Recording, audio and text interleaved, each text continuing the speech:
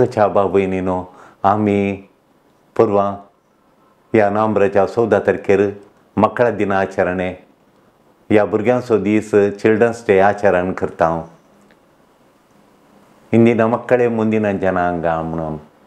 आमची मुखली कुटाम सभोवची आमचें घराणें बांदून हाडचीं आनी आमकां मुखार चलून वचचीं आमचीं भुरगीं. देखून फावंडेशन घट्ट घालें जाल्यार बिल्डींग घट्ट जाता. देखून त्याच भुरग्यांक आमी गिफ्टांनी फ्र दिता हांव. तें भोव बरें गिफ्टांनी दिवचें, पूण ताच्या सांगाता ह्यो थोड्यो संगती तांचें जिवान बांदून हाडूंक थोड्यो संगती गरजेच्यो. देखून हें आयचें आमी एक ध्यान ही आठवणी ह्या भुरग्यांचेर केल्यार भोव बरी म्हणून म्हाका भोगता. भुरग्यांक एक संदेश. देखून हांगा ह्या वर्सा आयिल्ल्या मस्तू भुरग्यां विशयांत आयिल्ल्या हे कावन्सिलिंगांत एक मुख्य विशय आसलो म्हण सांगल्यार भुरगीं फाटीं उलयतात म्हणून, खोटीन फाटीं उलयतात, सोंसूंक जायना म्हणून. ल्हान भुरगीं थावन पयल्या क्लासींत थावन भुरगीं इतलीं उपराडल्यान इतलें हट्ट करतात, गमाळ इतलें फाटीं उलयतात म्हणून. बॅक टॉक फाटीं उलयतात म्हणून. एक संलक्षण बॅक टॉक करतात, फाटीं उलयतात. आमी कशें काणूनचें हें कशें आमकां आवटाचें आमी हें कशें हँडल करचें म्हणून प्रत्येक जावन घरचीं आवय बापूय हीं पेरंट्सां आनी पेरंट्सां मात्र न्ही, टिचरांय म्हणटात आमकां इस्कॉलांत कश्ट जाता म्हणून. थोडीं टिचरांक फोन कर, थोडीं टिचरांक येतात इस्कॉल जाल्यार सांजेर अपॉयंटमेंट काडून जाल्यार भुरग्यांक कशें हँडल करचें म्हूण विचारतात. कठीण भुरगीं. देखून मोगाच्या न्हू भुरगीं कित्याक फाटीं उलयतात गे म्हणून आनी हें कशें आमी हँडल करचें. ह्या भुरग्यांक इतलें फाटीं उलयतना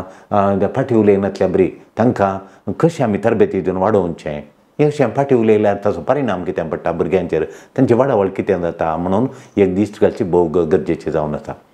देखून पयल्या सुवातेर भुरग्यांनी फाटीं उलयतना जाल्यार भुरग्यांक गामान दिचें, एटेन्शन दिचें भुरग्यांक. ती मस्त गरज आसा. आमी वडिलांनी, पेरंट्सांनी, टिचरांनी भुरग्यांक गामान दिचें. असो जाल्यार भुरग्यांक कित्याक तीं फाटीं उलयतात,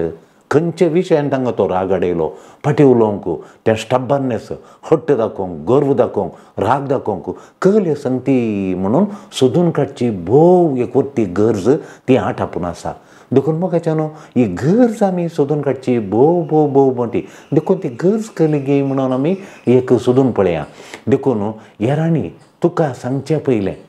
तुवें तें हँडल करचें कशें. हेरां सांगता तुजें भुरगें अशें फाटीं उलयता, टिचर सांगता अशें तुजें भुरगें फाटीं उलयता, तुवें तें कशें हँडल करूंक जाता,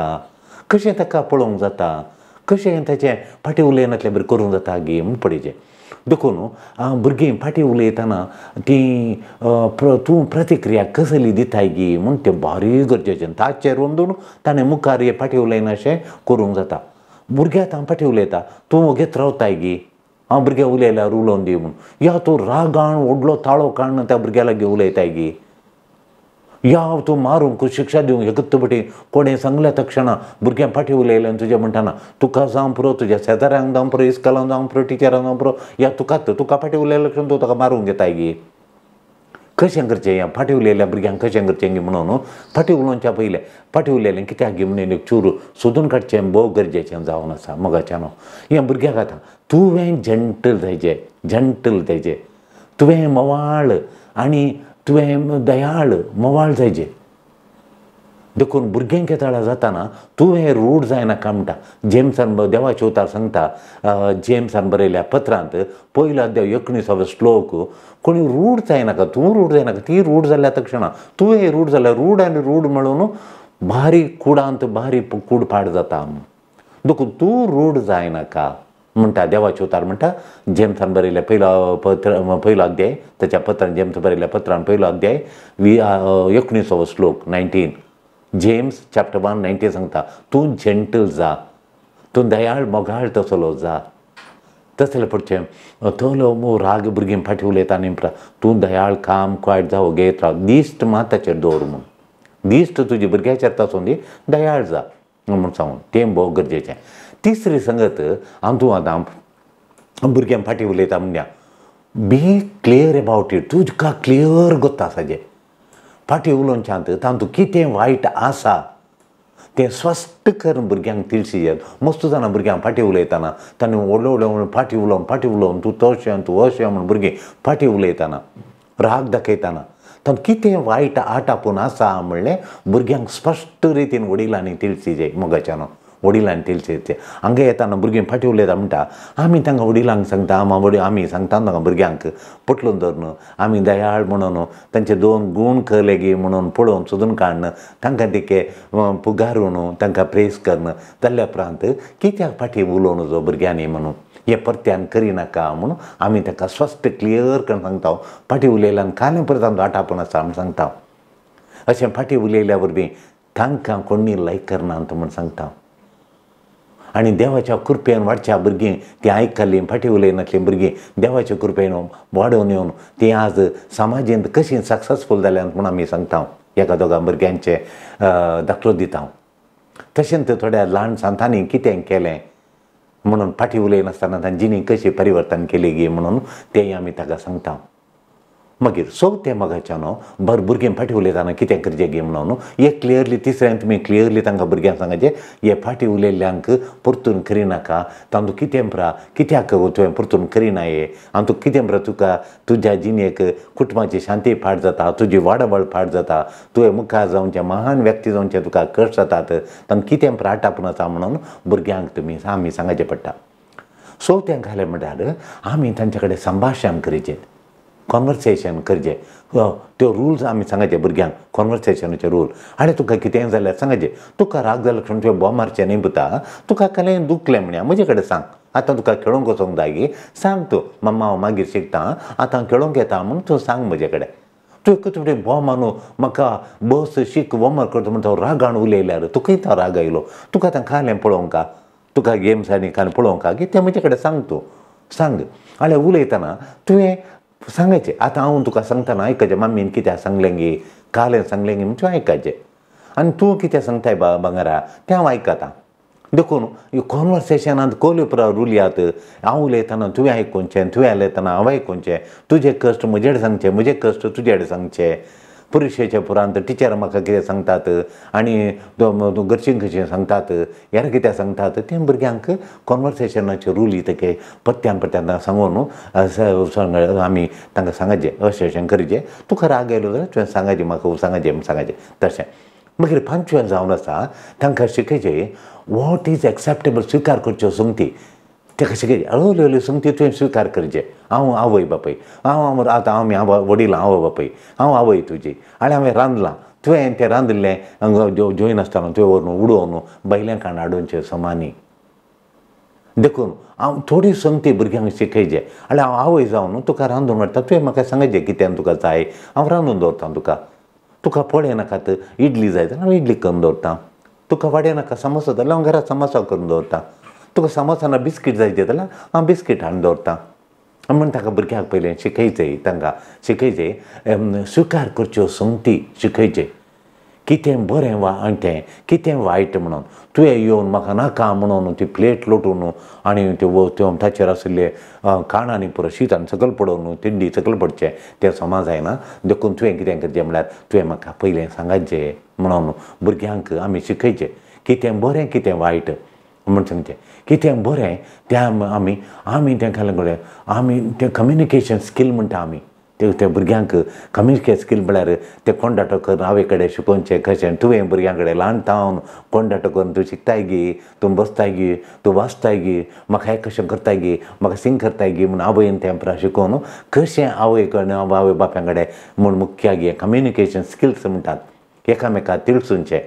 खलें करच्या पयलें तूं भायर खेळूंक येताय जाल्यार सांगून येचें हें पुरा कम्युनिकेशन स्किल्स म्हणटा आमी ताका तिळसूनचें केदाळ येताय आनी केदाळ फाटी येताय तें सांगचें ओट्टू भुरग्यांक दवल्यार पावना केदाळ येताय केदाळ फाटी येताय आनी आज चड होमवर्क आसा गी उणें होमवर्क आसा तुका फाटी आयल्या उपरांत होमवर्क करूंक जाता गी आनी कोलो गेम तूं खेळटाय कोणावटी खेळटाय हें ल्हानतावन भुरगीं शिकयलें जाल्यार भुरगीं भायर खेळूंक येता मम्मा हळद लायल्यार भुरगे वटी खेळोंक येता आमी अर्दो घंटो खेळटा 5:30 फाटी येता म्हूण सांगचें हांवें आयकलां देखून भुरग्यांनी तें सांगचें हें कम्युनिकेशन स्कील म्हणटा आमी केदाळ येताय केतले वेळ खेळटाय कोलो गेम खेळटाय केदाळ फाटी येताय तें भुरग्यांनी सांगून गेल्यार भोव बरें म्हणून आमकां बगून येता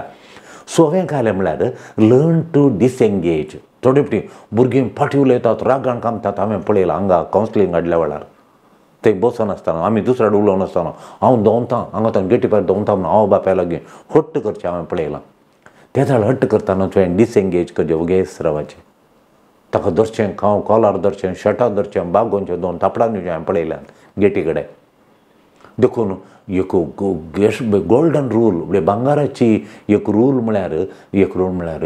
भुरग्यां लागीं ओवर रिएक्टींग करतना, भुरगीं ओवर रिएक्टींग करतना, ती फाटीं उलयतना तें करतना तुवें वगेत रावचें. तूं ताचे कडेन काल उलयलो, तुवें तशें केलें, म्हाका आपोवन हाडलें, फटी मारली तुवें म्हणून आवय कडेन झुजतना, बापाय झुजतना तुवें वगेत खंयची जाप दिवं नजो, वगेत कालतें जावन वगेत रावचें, साल बदलीचें आनी तें सोंड सोडीचें ताचें उलयतना. घरा तुजे कडेन तो झगडें करता गे, भुरग्यांक झगडें करता गे, चेडूं जावन दी चरको जावं पुरो, झगडें करता जाल्यार तुवें काल करचें म्हळ्यार त्या झगड्यांत मेतेर्त जावन वगेत काम जायचें. ताणें निवाचें भुरग्यान, तें निवल्ल्या उपरांत तसो आद्दर सांगाता बसून तुवें ताचे कडेन उलयचें. हें सगळें. 7वें कालें म्हळ्यार ताका तूं अशें झगडें करशी जाल्यार आमी कितें करता म्हणून पेनल्टी कली दिता म्हणून. आतां मार्गार येताना आमी कितें रुली मोडल्यो जाल्यार, ट्राफीक रूल मोडल्यो जाल्यार आमकां पेनल्टी घालतात, आमकां शिक्षा दितात, इतले पयशे बांदून घे आनी खाली करतात. देखून भुरग्यांक त्यो रुली मोडटाना घरा घाल्ल्यो, घरा तुमी घालतात रुली, आल्या मागण्यांक येयचें आनी इलेक्शन आयचें तुवें खेळून जाले उपरांत आयचें, नांव शिकोवन बसाचें, होमवर्क करीचें, अश्यो रुली आहात. एका फाटल्यान करीचें ड्युटी आहात. त्यो ड्युटी करिना जाल्यार देखून तूं ड्युटी करिना जाल्यार तुका हांवें शिक्षा आसात, पेनल्टी आसात. पेनल्टी घालें म्हळ्यार हांवें सांगचें थोडे फावटी घरांत क्लीन करूंक दिचें, घर झाडूंक आनी पुसूंक थोडे फावटी, आनी मॉपिंग दिचें. एक मॉपिंग म्हळ्यार घर पुसचें, उदक काडून वस्तू काडून घर पुसचें, आरशे पुसचें, ग्लास पुसचें, जनेलां पुसचीं पुरा. असलें कलें घरांत आसा जाल्यार एका भुरग्याक सगळ्यांक जाल तेणें झाडूंक दिवचें. भुरगें तेणें जाल झाडूंक दिलां, भुरगें व्हडलें जाल आसा कंपाउंडाक, तें पुरो झाडीचें भुरग्यांक सूक केलें जाल्यार टायमार येनातल्यार तिणें तशें केलें होमवर्क करना जाल्यार म्हणून. देखून पेनल्टी कशें गी म्हणून तुमी सांगाचें क्लिनींग, मॉपिंग आनी अशें दिचें. देखून भुरगीं तूं एक 8वें कालें गी म्हूण सांगल्यार भुरगीं फाटीं उलयतना तांचें कल आनी पॅटर्न गी पळयचें. खंयच्या सक्तीत आज अळलेल्या टिव्हीच्या मोबायला विशयंत उलयलें, फाल्यां खेळूंक येवच्या विशयंत उलयलें, परवां परतून मोबायला विशयंत उलयलें. हें काल्याक भुरगें खंयचें सांगल्यार होमवर्क कर म्हणल्यार ताणें फाटीं उलयलें, म्हाका मस्त रागान फाटीं उलयलें. देखून हें तूं आमी पळयचें पडटा. भुरगीं खंयच्या संगतीक खरी एक दिसा जाल्यार तो संगतीक गी या दुसऱ्या केल्या संगतीक गी म्हणून आवय बापायनी पळयल्यार भोव बरें. देखून भुरगीं आमची कल ही काल्याक रिएक्ट करतात गी म्हणून भुरग्यांक पळयल्यार बरें. देखून मगाच्यान आमी भुरग्यांक काल्याक ती रिएक्ट करतात तांचें पॅटर्न कळ्ळें म्हणून सोदून काडल्यार भारी बरें जाता. देखून त्या भुरग्यांक खंयच्या संगतीनी राग हाडयलो प्रॉम्प्टान खास जाल्या खातीर ताका हांवें कळोवंक वचनाका म्हणलें काल. देखून आज तें भुरगें फाटीं येयल्या वेळार म्हाका कापी पियेतना थोडी फाटीं उलोवंक सुरू केलां. काल हांवें ताका खेळोंक धाडूना. काल्या विशयांत ताका आज कुबळ्ळें भुरगें. काल्याक तें कुबळटा, कल विशया खातीर तें कुबळटा गी. काल्याक ताका राग वयर चडटा, एकच फावटी हॉट टेम्पर जाता. कित्याक म्हणून कल्या सांगतीन ताका कुट्टिलें. हांवें कालें केल्ल्या वरी आसतना मतीन 2 काणे लागी म्हणलें आवय बापायनी सोदून काणयचें. त्या जाल्यार भुरगीं फाटीं उलोवचें उणें करतात. म्हजे लागीं मस्त जाणां येतात, फाटीं उलयतात भुरगीं, खुटीन फाटीं उलयतात म्हणून. तें कशें अशें जालें म्हणून आवय बापायक कळना.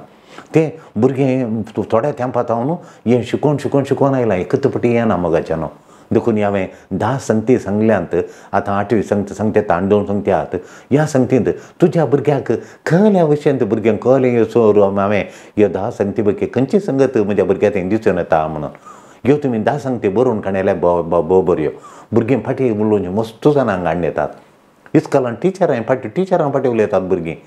देखून कल विशय गी म्हणून. देखून ती संगत येनातल्या बरी हांव टिचरांक घेवन सांगतालो. हांव प्रिंसिपल जावन आसतना भुरग्यांनी एक तुका फाटीं उलयनातल्या बरी पळोवन काडया. हे फावटी भुरग्यांक फाटीं उलयल्या उपरांत तुजें मोल गेलें, तुजो फावार गेलो, तुजी सकत गेली. मागीर तुका शिकोवंक काडना. उठल्या पळय फाटीं उलयता क्लासीन जाले वटो जाता तुका पाठ करूंक सोडनात भुरगीं. देखून फाटीं उलयनातल्या बरी पळया. तुमी भुरगीं उलयता जाल्यार तूं एक भुरगो 2 भुरगो करता मागीर उरलीं शिकतात. देखून केअरफूल जाया म्हणून. मागीर की आमी काल करचें म्हळ्यार ताच्या फ्रेंड्स कोण गी पळयचें, तांचे फ्रेंड्स कोण गी म्हणून मस्त आवय बापायक हांव सांगतां. 8वी 9वी जाल्ल्या उपरांत 10वी जाल्ल्या उपरांत हांव PUC करताना प्रत्येक जावन PUC करता तांचे फ्रेंड्स कोण पळया म्हणून सांगता हांव. फ्रेंड्स कोण पळय म्हणून हायस्कुलांत ती तांची फ्रेंड्सां कोण कित्याक फ्रेंड्सां फाटीं उलयता जाल्यार तांच्या जागा आतां बरसल्लीं आनी तांची ताची आवयक बापायक तो भुरगो गी तें चेडूं गी फाटीं उलयता देखून तूं तें शिकता म्हज्या मम्मीक हांव फाटीं उलयता म्हणून त्यो ल्हव ल्हव शिकोवन करकण येता आनी फाटीं उलयता देखून तांकां की तुज्या भुरग्यांक दुसऱ्यांनी इन्फ्लुएन्स केला दुसऱ्यांचो प्रभाव पडटा तांचेर companions always companions influence kids are influenced by their कंपॅनियन्स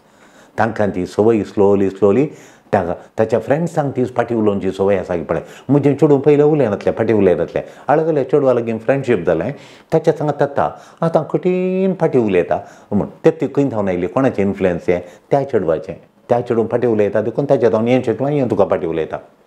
तें फाटीं उलयसान ताच्या वयता वचोंक सोडटा देखून हें तुका फाटीं उलयता तुवें वचोंक सोडटाय भायर वचोंक सोडटाय लेट करून येवंक सोडटाय तेन्ना तुका देखून पयलेंच तयार तुवें करीचें आनी धावें जावन आसा तांकां मॉनिटर करचें ऑनलायनाचेर टीव्हीचेर या कलिंग खेळ पळोवन भुरगीं देखून त्या भुरगीं डायलॉग एक्शन आनी पुरा थोड्यांचे फिल्म एक्टरांचे ताचेर ऑनलायनाचेर डायलॉग पळोवन ती फाटीं उलोवच्यो डायलॉग पळोवन तुकाय फाटीं उलोवचें तर तूं डायलॉग प्रॅक्टीस करून ऑनलायनाचेर प्रॅक्टीस करतात तांचें एक्शन अशें रावचें पुरा तो तेच्याचें पळोवन अशें तो फिल्म एक्टर वचत रावता कोणें सांगल्या तक्षणां तें वय पळोवन तेन्ना तें एक्शन पळय ताका लायक जाता तें मतींत दवरता आटयता तें उलय लक्ष असो रावता तशें तें एक्शन तो खंय थावन शिकला ती करणी थंय थावन शिकला डायलॉग कशें भुरगीं इजिली इमिटेट करता अनुकरण करतात एकल्यान चूर केल्या परत ताचें बरी तीं करता अनुकरण करतात देखून ती दुसऱ्यान थावन एपींग करतात एपींग म्हूण सांगल्यार कॉपी करतात तांणी कॉपी करतात ताणें केल्यार बरीत उलोवचें ताणें केल्यार बरीत ताळो वचो ताणें केल्यार बरीत एक्शन दाखोवचें तें पुरा करतात देखून तुजें भुरगीं खंय थावन शिकल्यांत ऑनलायनांत थावन शिकल्यांत गी टीव्ही थावन शिकल्यांत गी एक्टरान थावन शिकल्यांत गी म्हणून त्यो सोदून काडलेचें देखून भुरग्यांनी फाटीं उलयनातल्या बरें पळयचें ही फाटीं उलोवची तांची पर्सनॅलिटी पॉजिटीव पर्सनॅलिटी डेवलप जायना तो ऑप्टिमम लेवल ताची कल जायचे की तो महान व्यक्ती जावंक जायना तो खंय पावा जागी तें पावोंक ताचेर जायना ही फाटीं उलोवची सोय आसल्यार ताका समाजीत आज तुका आवय बापायक उलयलो दुसऱ्यांक उलयतात ताचें फ्युचर प्रोफेशन पाड जाता ताचें करियर पाड जाता ताचें मुखेल जिवन तितल्या वैभवांत आसा जाल्यार तितलें पावना देखून वडिलांनी सड्ड जागृत करून हें करनातल्या बरें करीचें एक ताका वस्तू दिचें आनी भुरग्यांनी हें फाटीं उलयनातलें करूंक ह्यो 10 संगती आवय बापायनी ह्यो बरोवन दवरून तांणी प्रॅक्टीस करून आनी भुरग्यांक थंय तांची भुरगीं फाटीं उलयनातल्या बरी सोबीत करून कम्युनिकेशन करून बरीं भुरगीं जावचे बरीं वाडवळून केलें जाल्यार आमचीं घरां आमचीं भुरगीं नंदन जातात मोगाचें न्हू आनी एक आमी भुरग्यांक एक आमी पळोवन येता काले म्हळ्यार डिजोबिडियन्स डिजोबिडियन्स म्हळ्यार सांगलें एक्की आयकना म्हणून आनी आज भुरग्यांक रजा आज पब्लीक हॉलिडे हांगा सार्वजनीक रजा आज भुरगीं आयलीं मस्त जाणां आतां इस्कालाक रजा म्हणल्यार भुरगीं येतात आनी आज आयचें हांवें सांगचें हें आजच जाल्लें तुमच्या मुखार दवरता सकाळीं हाडिल्लीं एक भुरगीं खालें म्हणल्यार दोगां भुरगीं आसात तीं झगड्यां करपटात मस्त झगड्यां करपटात घरा आनी सांगलें की आयकनात म्हणून डिजोबिडियन्स सांगलें आयकनात म्हणून सांगलें आयकनात म्हणून तें फाटीं उलयल्या उपरांत आनी एक भुरग्यान तें दिसून येता सांगलें आयकूंचें ना एक भुरग्यांनी फाटीं जाप दिवचें फाटीं उलोवचें फाटीं जाप दिवन उलोवंक कसली जाप दितात म्हणून फाटीं आतां दुसऱ्यांक खालें म्हणून सांगलें एक्की आयकनात सांगलें आयकनातल्या वेळार हें सामान्य सगळ्यांतल्यानी भुरगीं आमी पळोवंक मेळटा खंय गेल्यार भुरगीं थोडे सांगलें आयकनात सगळ्यांनी आसा देखून पेरंट्सां टिचरां वडिलां हें डील करूंक हें परिहार करूंक हर एक दिसा तांकां मेळटात टिचरांक आसा सांगलें आयकना होमवर्क करनात उलयनाका म्हळ्यार व्हडल्यान उलयतात टिचरी चूर सांगून गेली भायर ऑफिसाक गेली फाटल्या व्हडल्यान उलयतात सांगलें भुरगीं आयकनात पयलीं आमच्या काळार टिचर सांगून येताली पिन ड्रॉप सायलन्स आसतलें आमी उलयनातलें म्हळ्यार टिचर पाटी येता आमचो तशें जालें आतां थोडे भुरगीं आतांचे बरें स्मार्ट आसात तशें म्हणून आयकनात म्हणून सांगता देखून डिजोबिडियन्स म्हणून सांगलें आयकनात म्हणून देखून थोडे फावटी डिफायन्स करनाका करतात म्हणून देखून वडिलां येतात भुरगीं करनाका म्हळ्यार तेत्ता आसपाता हांवें कालें करचें म्हणून म्हाका कळना म्हणटात देखून आमी कालें सांगल्यार पुरो तें हांवें सांगलें करनाका म्हळ्यार तेंच करतात भुरगीं कालें करचें म्हळ्यार डिफायन्स उतार मिरवोवचें हांवें सांगलें उतार मिरवतात म्हणून भुरगीं देखून भुरग्यांच्या वाड्या वेळाक हें गरजेचें भुरग्यांनी आयकूचें जेजू नाजरेताक फाटी आयलो 12 वर्सांचो आनी तो नाजरेतांत ताच्या आवय बापाय लागीं वस्ती करूंक लागलो आनी तो तांकां खाल जालो आनी जानवायन तो वाडोवन आयलो म्हणून पळया जेजू खाल जालो आवय बापायक खाल जावचे एक तुमी म्हाका भुरग्यांक एक गूण आसा जे कसलो फादर तो एक गुणाक आमी ओत्तो दिता म्हळ्यार भुरगींक खाल जायचे विधेय जायचे ओबिडियन्स डिजओबिडियन्स जाली जाल्यार ती भुरगीं बिलकूल एक तुमी कितें चिंतलां म्हणटा अंताक येना डिजओबिडियन्स जाल्यार वयर येनात भुरगीं सांगलें करिनात इस्कॉलांत बरें करनात बरें मार्क काडिनात बरें कामां मेळनात आनी कामां दी तें काल्यार हातान डिजओबिडियन्स जाल्लो तें वडिलांक सुपरवायझरांक डिजओबिडियन्स जावन बॉस ताका काडटा आनी देखून ओबिडियन्स हेजें खंय जालें ओबिडियन्स जाल्यार भारी बरें देखून भुरग्यांच्या वाडावळीक ओबिडियन्स मस्त बरें हें कितलें करूंक जाता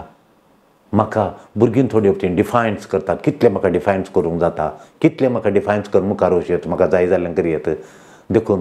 आर्ग्यू करतात चर्चा करतात खूब चर्चा करतात भुरगीं म्हणून पळयल्यार रागान अशें अर्दे देवन रावतात देखून आविदेय दिसता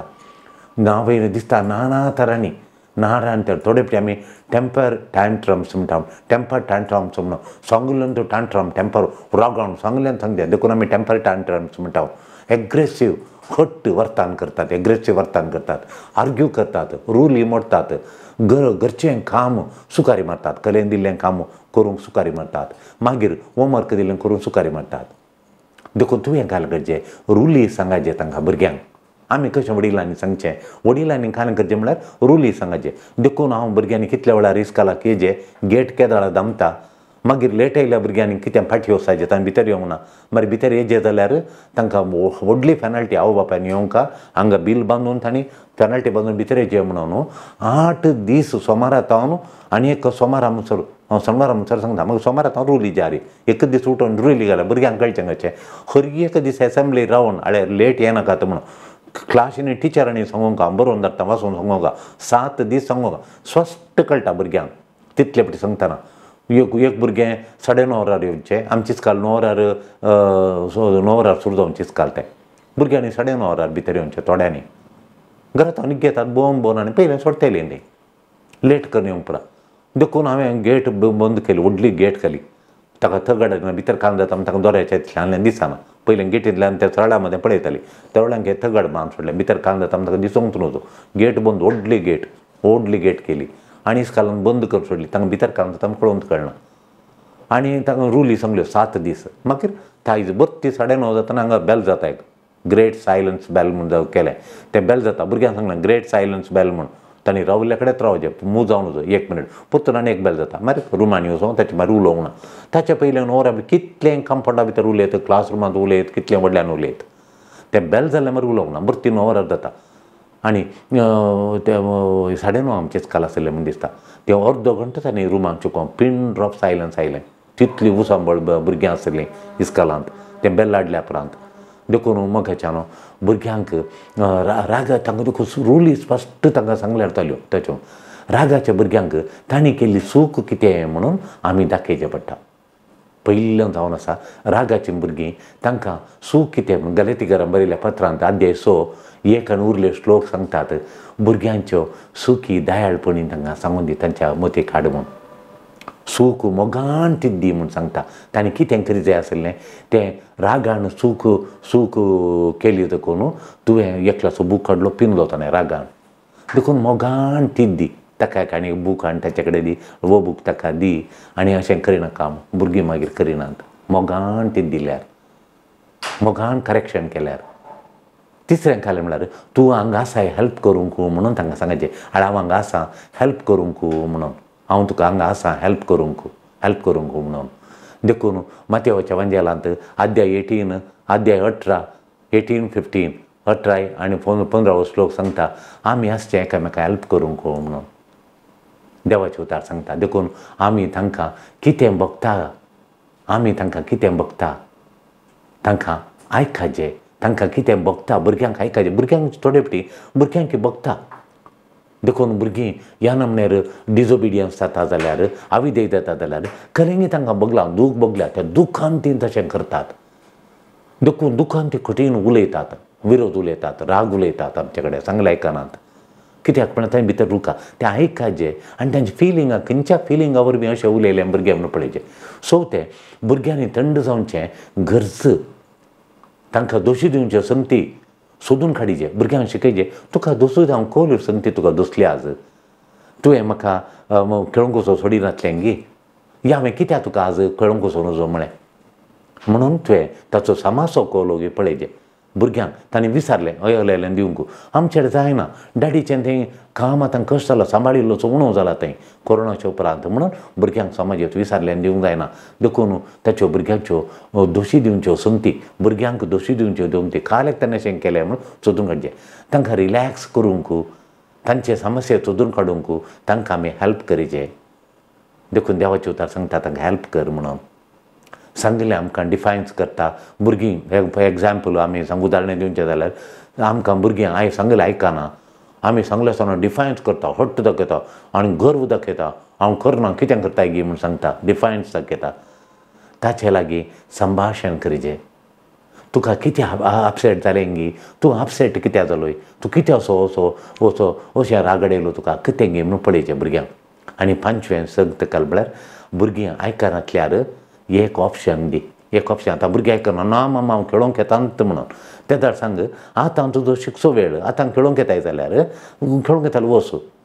आनी तूं येवन मागीर तुवें शिकाचें.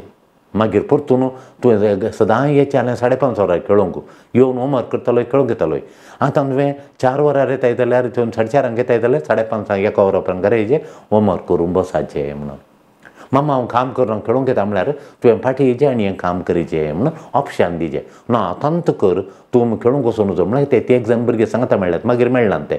तांचे सांगता ताका खेळोंक जाय ग्रावंडार खेळोंक आतां धाडिचें कित्याक म्हळ्यार ते पयले येतात उरलेल्यात मॅच आसा आज पूण ताणें काम करचें करिचें. देखून पयलें आतां तुजें 4 वरांचें काम जालें जाल्यार तूं मागीर करता जाल्यार आतां खेळोन ये मागीर येवन काम कर म्हणून एक ऑप्शन दाखयल्यार दाय दाखयल्यार बारी बरें. देखून केदाळे ऑथॉरिटी म्हजो अधिकार दाखोवचे बदलाक थोडे दयाळ दाखयल्यार भुरग्यांक बारी बरें. देखून एफेसकारान बरयल्या पत्रांत अध्याय 4 30 आनी 2 श्लोक सांगता दया दाखयल्यांत तूं काळीज जिखताय म्हणून. देखून त्या भुरग्यांक दया दाखयल्यार भोव बरें आमच्या जिणेंत आनी भुरगीं वाडटात. मुखाच्यान भुरग्यांनी पॉजिटीव जावचें कशें केदाळे भुरगीं नेगेटीव म्हाका तें जायना हें करूंक जायना म्हळ्यार तें बरें न्ही हें करचें बरें तेंच भुरग्यांचें नेगेटीव आसचें बरें. भुरग्यांनी पॉजिटीव जावचें कशें एक आवय बापायनी पॉजिटीव जाल्ल्या वेळार पुता जाल्यार मुखार वचूं तुका जाता सिंग करूंक जाता तुका वाचूंक जाता आनी तुका शिकोवंक जाता इतले मार्क काडूंक जाता तूं ट्राय कर हें पॉजिटीव. ना तुका तें जायना सिंग करूंक जायना हांव तूं सोड म्हूण एफटी फेलियर कोणाक जाता. तुजें भुरगें पॉजिटीव तरान तुका वाडावळ करूंक जाता गे तांकां भुरग्यांक वागोवंक जाता गे तांचें देखून जाता. केदां आवय बापूय केदाळे पॉजिटीव धैर्य दिवचें करूंक जाता म्हणून बापूय पॉजिटीव आवय पळय एनकरेज करचें उत्तेजन दितात. उत्तेजन हर एकाक उत्तेजन दिल्यार भुरगीं स्पोर्ट्सांत आहात उत्तेजन दिलें जालें एफटी 5वें स्थान आयलें ट्राय कर आनी एफटी तुका खंयचें जाता तातूंत एकान तूं ट्राय कर वयर येताय तूं म्हणून भुरग्यांक शिकयल्यार तीं भुरगीं एकान ट्राय करून वयर येयलीं भुरगीं आसात. तशें आवय बापूय पॉजिटीव जायचें. पॉजिटीव भुरगीं मस्त गरजेचीं. फाल्यां सकाळीं ऑफिसान काम करतना तुजें भुरग्यांचें आउटलूक पॉजिटीव पर्सनॅलिटी जाल्यार तें वाडोवन आज ऑफिसर रावलो फाल्यां मॅनेजर जावन आनी एका उद्द्याकाचें भारीचे ताका चान्सीस आसात भुरग्यांक. देखून भुरग्यांनी पॉजिटीव जावच्या बरी आमी वडिलांनी पळोवन काडली जाल्यार तुवें पयलें पॉजिटीव आवय बापायन पॉजिटीव जावचें केदाळे नेगेटीव उलोवचें बरें न्ही तुवें तशें केलें अशें केलें तांचें बरें केलें एक इल्लेशें सांगल्यार बारी बरें. देखून कशें भुरग्यांक तें कशें आमी पॉजिटीव करयत की म्हूण दुसरें खालें म्हळ्यार तुवें खालें कशें म्हळ्यार तुवें एक संभाशण करिचें पॉजिटीव संभाशण करिचें. तुज्या भुरग्यां लागीं उलयचें बरे विशय येरां कशीं म्हूण येरां विशयान तो वचो ताची सवय पाडना नेगेटीव उलयल्या कारणान भुरग्यांक हर एकल्या विशय नेगेटीव येता. नेगेटीव चिंतून आपापीन ऑटोमॅटिकली नेगेटीव येता. देखून हांव भुरग्यांक ताचें हँड रायटींग करेक्शन करतना खंय ताचें पाड म्हणून हांव सांगनासलो अशें बरयल्यार बरें हें पळय म्हण एक बरयतालो रावंडकर एक भुरगो आहलो सोबीत बरयतालो ताचेर न्ही तें नांव बरोवचें ह्या चेडवाच्या बुकार नांव बरोवन दी म्हण सांगचें तें भुरग्यान तेन्ना मतींत दवर म्हण सांगचें ताचें मतींत दवरल्या पुरो आतां करचें म्हणना तें मतींतलें आती तसो तुगोवन ताचें नांव समज जाता नाजाल्यार वांकडे पडटालें अशें कळनातलें घालें म्हूण देखून भुरग्यांक आमी शिकोवचें थंय पॉजिटीव थिंक कर आनी पुरा देखून कॉन्वर्सेशन हेरांच्या विशयान उलयतना तुज्या भुरग्यां लागीं हेरांच्या विशयान उलयतना हेरा भुरग्यां विशयान उलयतना ती तांच्या विशयान पॉजिटीव कितें आनी तें सांगचें बरें एफेसकारांक बरयल्या पत्रांत 4th अध्याय 4:29 to 31 सांगता हेरा विशीं पाड उतर उलयनाका हेडा विशयान पाड संगतीत उलयनाका सार्थक पडचें हेरांचें बरें तुका सार्थक पडटा हेरांक सार्थक पडचें तुज्या भुरग्या कडेन उलय म्हणून देवाचे उतार सांगता देखून गॉसीप शूड बी अवॉयडेड म्हणटा आमी गॉसीप म्हळ्यार खबरो उलोवच्यो देखून तें काल जाता म्हळ्यार देखून भुरगीं तें पिकअप करतात बॅड उलोवचें आयकोवचें बॅड हॅबिट्स भुरगीं पिकअप करतात या क्रिएट करतात डिस्टॉर्टेड इमॅजिनेशन जाता मागीर इमॅजिनेशन हेरांच्या विशयांत तांचें चित्रान तांच्या विशयान इमॅजिनेशन करतना तीं पाड तीं खोटीं तांकां सैतानाची शिंगां येयल्ल्या बरी मागीर भुरग्यांक तीं चित्रान करतात वायट मनशां म्हणून अशें म्हणटा देखून हेरा विशयांत तांच्या हॅबिट्सा विशयांत तें करून वचो भुरग्यांक तें पॉजिटीव हॅबिट्स पॉजिटीव तें क्रिएट करचें देखून गॉसीप जाता इतलें भुरग्यांचेर खबरो उलोवन वचो मुणयांच्या ग्रंथांत 20वा अध्याय 19 सांगता खबरो उलयतल्या लागीं वचनाका ती गूट दवरिनात नांव पाड करतात म्हणून खोलो गूट सांगलो जाल्यार एका दिसा पाड करतात म्हणून खबरो उलोवच्या मनशांक पयस दवर म्हणून आमी देखून कोणी खबरो उलयता जाल्यार तांकां गूट दवरूंक जायना देखून त्या बरयता मनशांक आमी पयस करता देखून acknowledge good things that come up in discussion तुवें पळय काल भुरग्यांक तें उलयतना तें डिस्कशन करतना कोल्यो बऱ्यो सांगता भुरग्यान उलय तुवें ह्यो विशय म्हाका गुंतनातलें तुका गुंता गे अशें म्हणून तुका एनकरेज करचें पडटा डोंट आनी भुरग्यांक कंप्लेन करचें मम्मा टिचर तशी मम्मा आनी ताणें तशें गेलें ताणें तशें करचें कंप्लेनींग करचें कंप्लेनींग नेचर म्हणटा आमी कंप्लेन करचें केदोळे पिरियड कंप्लेनींग फिलिपिकारांक बरयल्या पत्रांत 2रो अध्याय 14 श्लोक सांगता नॉट ग्रंबल अबाउट अदर्स म्हणून आनी जेम्साच्या पत्रांत 5 अध्याय 9 श्लोक 5:9 सांगता जेम्स 5:9 सांगता तूं दुसऱ्यांक जज करिनाका जर्ती करिनाका तांकां सोड देव जर्ती करता म्हूण तांची बरी खंयची संवय आसा ती तांचेर ती हेरांची पाड सवळी घालता बरें न्ही तुज्या भुरग्याचेर पाड सवळी पडटा पाड सवळी हेरांची पाड सवळी तुजेर पडटा देखून बरी कूस बरी पाड तुजें बरें कित्याक ताचेर पाड सवळी पडटा तुजी बरी side on your good side the shadow will fall तुजें बरें लिपता म्हणून खबरो उलयल्या तक्षणां तुवें कितलें बरें आहा पळय तें बरें लिपता खबरो मात उरतात देखून भुरग्यांक आयकायचें जेम्साच्या पत्रांत 1 अध्याय 19 सांगता आयकोंक प्रदान कर उलोवंक निदान कर म्हूण आयकोंक प्रदान तुजें भुरगीं उलयतना आयको मागीर तूं उलय देखून भुरग्यांक तें कम्युनिकेट करतना तुजीं भुरगीं शिकतात आयकतात आनी हेरांक तीं आयकोंक आद्याता दिता तुजें भुरग्यां आयकोंक शिकलें हेरां उलयतना आयकोंक थंड रावन आयकोंक शिकलें जाल्यार तुजें भुरगें एक दीस तें महान जाता म्हणल्यार दुबाव ना तुजें भुरगें एक दीस महान जाता देखून भुरगीं महान जाता देखून तांकां आयकोनचें एक देणें शिकयचें थोडीं भुरगीं पळयचीं आमी कितले वेळ सांगता आयकतात थोडीं अशें रेस्टलेस जातात आयकोंक शिकोवना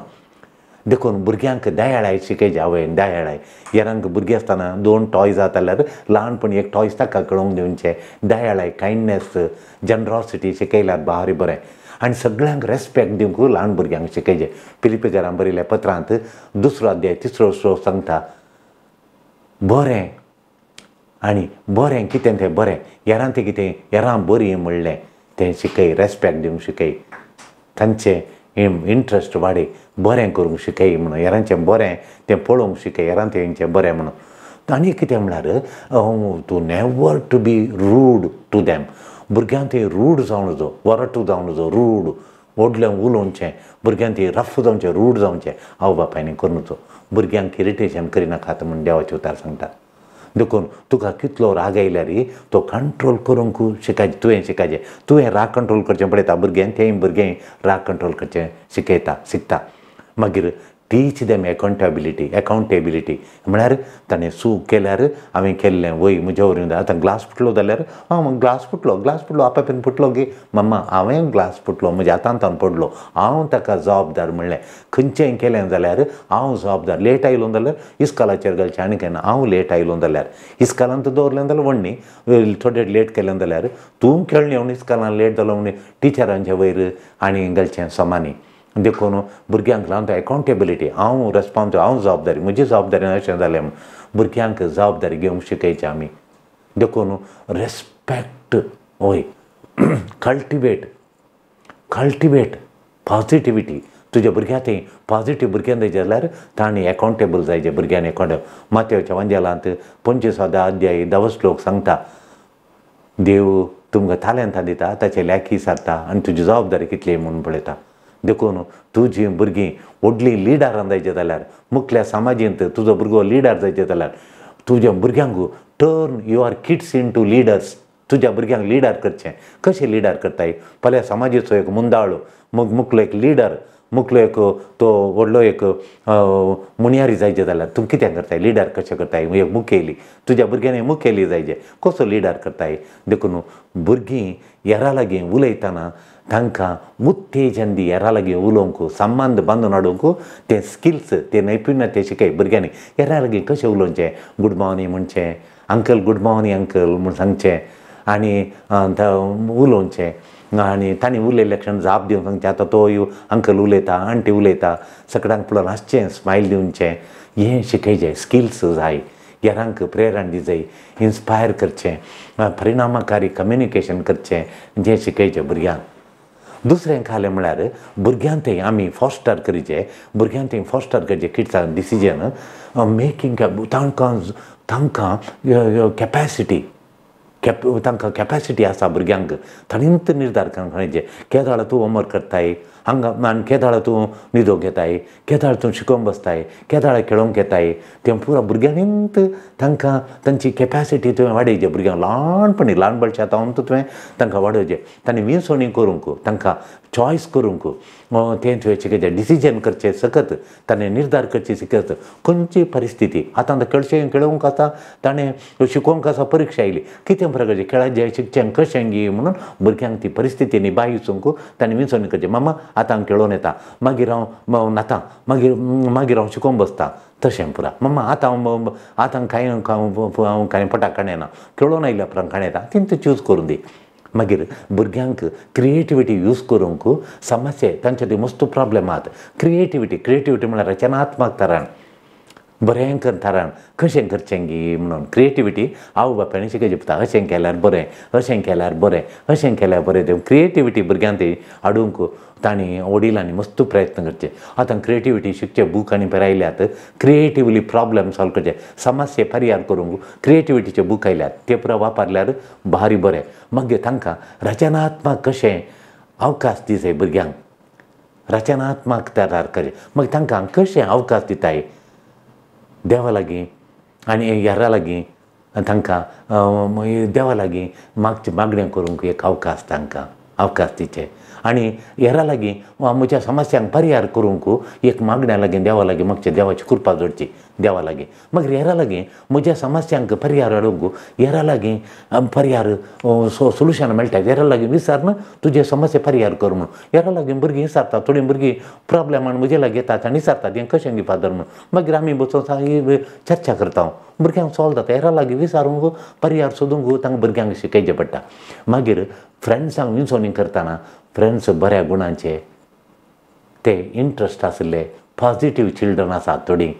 आनी गुण आनी बरुल्ले तांचे सांगता फ्रेंड्स चूज करचें कशें कोण कोलो तराचो फ्रेंड तुका जायचे कलें चेडून तुजे फ्रेंड जायचे कलें जावन नजो चेड्याक सांगचें कोलो तुजो फ्रेंड जायचे कोण जावन नजो हें ल्हानपणी भुरग्यांक शिकयल्यार भुरग्यांच्या काळजांत जाता पटी मारतेल्या लागीं सुकारी मारतेल्या लागीं घरांत पयशे चोरनान करशितेल्या लागीं आनी वायट उलयताल्या लागीं डिजोबिडियन्सा लागीं तुवें फ्रेंडशीप करूं नजो म्हणून ल्हानपणी सांगायचें त्या जाल्यार भुरगे शिकतात त्या जाल्यार तुजो भुरगो एक लिडर जाता तुजो भुरगो ल्हान बाळ भुरगो तो लिडर जावन परिवर्तन रुपीत जाता तुज्या भुरग्याक एक समाज असो आमच्या कोडयाळ समाजांत कोंकणी समाजांत एक व्हरतो लिडर जावन तुज्या चेडवागी तुज्या पुतागी दुवेगी तूं परिवर्तन कर. देव तुका बेसाव दिवं दी. सर्वेस्परा देवा आमी भुरग्यांचो दीस आज आचरण करता सोमारा दिसा त्या भुरग्यांचेर सगळे भुरग्यांचेर बेसांव घाल. ती पॉझिटीव भुरगीं जावन उलोवन परिवर्तन जावंक कृपा दी. थोड्या भुरग्यांक त्या काळजा भितर राग आसा, खंत आसा, बेजाराय आसा, बें आसा, भिरांत आसा, ती सगळी तूं पयस कर. राग पयस कर, हट्ट जिद्द पयस कर तांकां आनी तांचें बें तांचे तावन काड. समाजीत एक उत्तम लिडर पॉझिटीव चिल्ड्रन जावन भायर येवंक तांचे कुटुंब तांचे घराणें तांची फॅमिली बांदून हाडूंक कृपा दी. आवय बापायचें सोपान तें तूं जारी कर. तें पळोवचें फुलचें तूं आसा तें पळोवंक तांकां कृपा दी. आमच्या भुरग्यांचेर बेसांव घाल. आमेन.